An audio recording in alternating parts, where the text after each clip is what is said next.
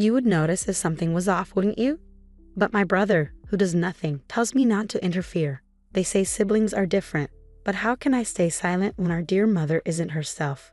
Mike tells me to stop meddling, claiming I only send $100 a month. Families come in all shapes and sizes. In my case, our father wasn't around. He died in an accident shortly after I was born. Our mother, who never remarried and continued to love him, raised my brother and me alone. Despite facing countless hardships, she always greeted us with a smile. Now, as an adult, I want to repay her kindness. My name is Lisa. I'm 43, a working mom with a high school-aged son. My brother Mike is 45, married but childless. Our mother, now over 70, is retired and living on her pension. I was relieved knowing she lived with Mike and his wife. We could only visit during Christmas, but they seemed to be getting along well, and my mother appeared to enjoy her peaceful retirement. Recently, though, I've started to worry. Due to societal circumstances in the past few years, I couldn't visit often. We sometimes video chat, but I've noticed she seems to lack energy. Given her age, I think she should get a checkup. But she's not keen on the idea, so I decided to call Mike. Hi Mike, it's been a while. I wanted to talk about Mom. I'm busy right now. Let's talk later, he replied and hung up. I tried again over the weekend. Hey Mike, do you have time to talk? I'm concerned about Mom. I have a terrible headache. Let's talk some other time, and he hung up again. Texts go unread and ignored.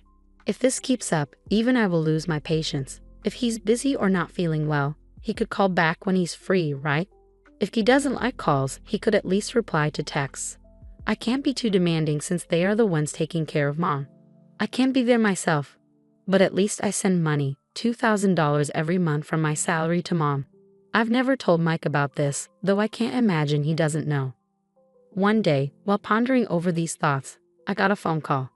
It was from my sister-in-law, Brenda. This was unusual. Brenda, Mike's wife, is a full-time homemaker, and we rarely contact each other. Confused, I answered the call. Alisa, what's the deal with this month's money transfer? Was the first thing she said. Her words reminded me that I had missed the usual date for the transfer. So Mike and Brenda were aware of my contributions after all. I wondered if Brenda was the one managing it. I'm sorry, I've been so busy I completely forgot. I'll make sure to transfer it by this weekend. You can transfer money online these days. We're taking care of your mother, you know. Don't tell me you think this is a free volunteer gig. I don't think of it like that. I'm always grateful to you and Mike, Brenda. Really? Just because I'm a housewife, it's like you've pushed all the responsibility of taking care of your mother onto me. You two siblings are terrible. Her words were harsh, but I couldn't argue. It seems Mike really is busy. From Brenda's point of view, it's all complaints because she's left to handle everything at home. And I, being so far away, am neglecting my responsibilities toward our mother. If you're not going to do anything, at least make sure to pay your share. Make sure to transfer it by tomorrow. Got it? Yes, I understand. As the call ended abruptly, I let out a deep sigh. She's not wrong. Since I can't do anything else, the least I can do is ensure my payments are timely. The next day, I notified my work that I would be late and rushed to the bank for the transfer. A few days later, my mother called me. I picked up the phone, wondering if she had confirmed the deposit. Mom, what's up? Oh, Lisa, how are you doing? I'm sorry to bother you, but could I ask for a little more money just for this time? What? What my mother told me after that was astounding. As soon as I ended the call, I took action. After getting approval from my husband, I put in for paid leave at work. Once everything was in order, I boarded a plane. My destination was my childhood home in a far-off land. Mom, what happened to you? Upon arriving home, I was lost for words at the sight of my mother, who had come to greet me. I couldn't tell over the video calls, but seeing my mother in person after a few years, she had lost a significant amount of weight.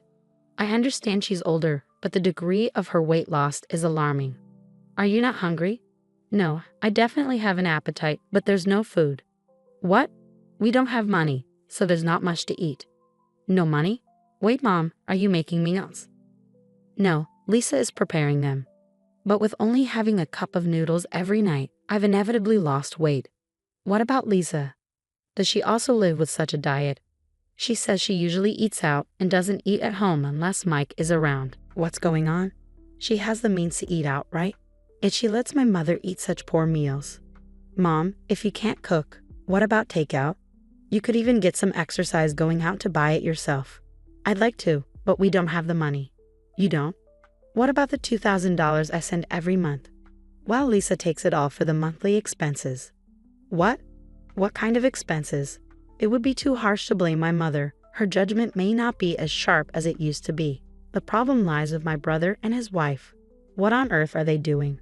I decided to wait for my brother and his wife to come home and have a discussion. Huh, why are you here? These were the first words out of my sister-in-law's mouth when she returned home. It's been a long time, Brenda. I hope you've been well.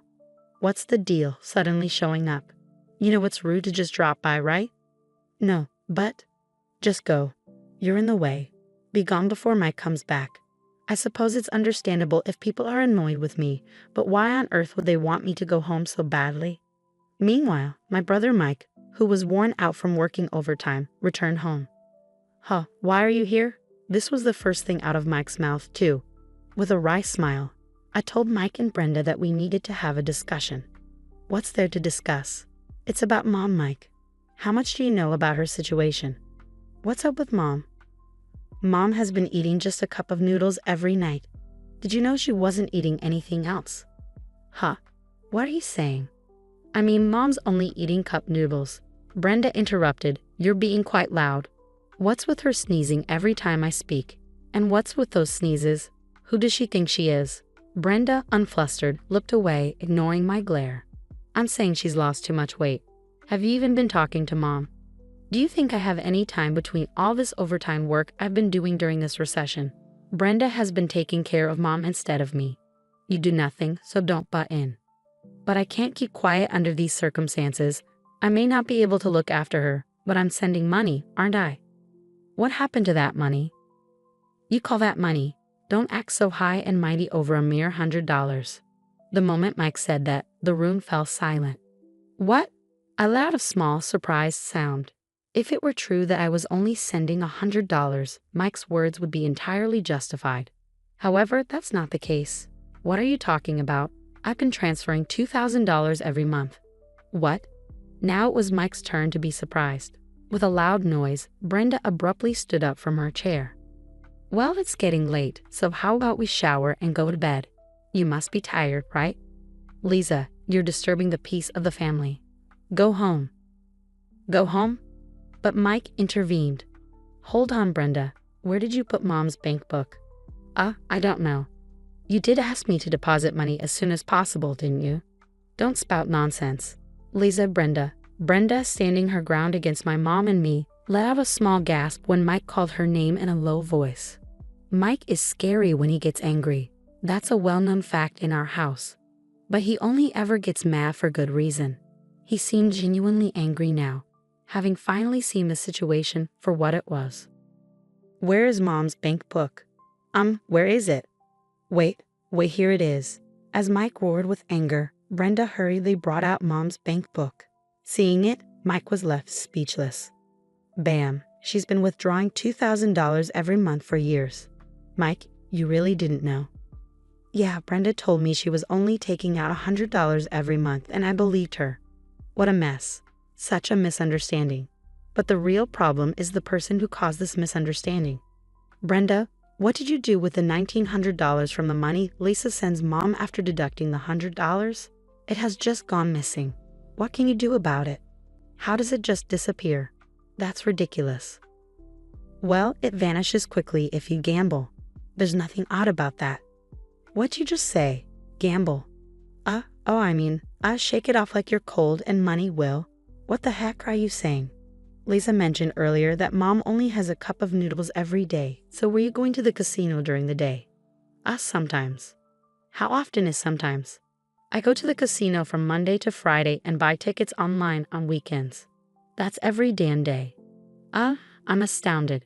No wonder the money we sent her disappears in a flash.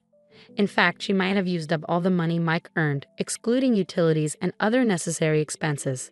It turns out she didn't just squander Mike's earnings and my contributions, but even more.